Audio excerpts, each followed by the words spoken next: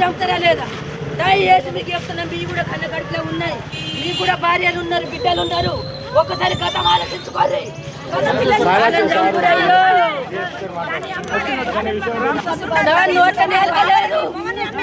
ఏమైనా సంవత్సరం మిగిందా? ఒకరు ముట్టిరా, ఇద్దరు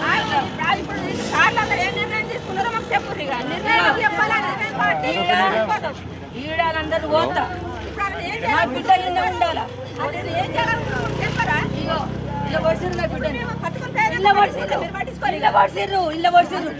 ఒక్కడు ఎట్లా కొడతాడు? ఫ్యామిలీ అంతా వచ్చింది, 8 నెలల కంచాలి. వాళ్ళ అన్నదమ్ములు తల్లి సంతానంటే ఇలా కాకపోతే రేపు కలుతారు. పొంతి ఒక్కళ్ళు పుట్టినాకనే కలుతారు, వాళ్ళింటికి వాళ్ళు పోతారు అని నేను గిట్లా అనుకున్నా. కానీ ఈ సంపుడు సర్వే నాకు అసలు తెలియదు.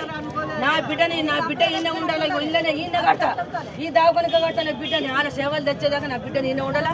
వాళ్ళ నలుగురిని కట్టినాకనే నా బిడ్డ నా ఇంటికి వరకు.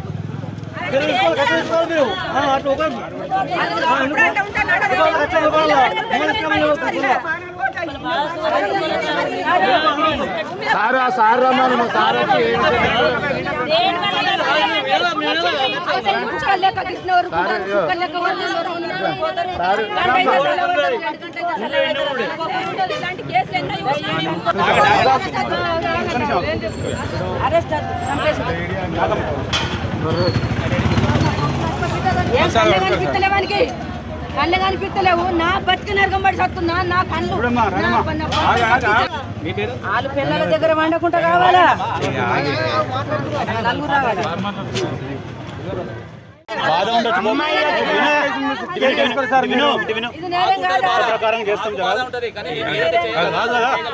ఏదైతే చట్ట ప్రకారం ఉంటుందో అది మాత్రమే చేస్తాం.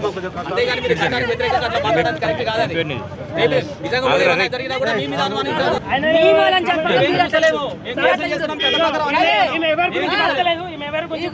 బిడ్డ గురించి బతుంది. ఆమె పాలన తీసినప్పుడు ఆమె పనం కూడా చచ్చిపోతుంది.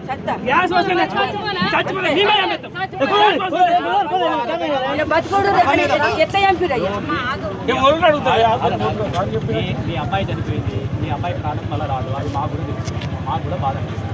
కానీ మేము ఏదైతే చేయగలుగుతుంది అది మాత్రం మా చేతులు.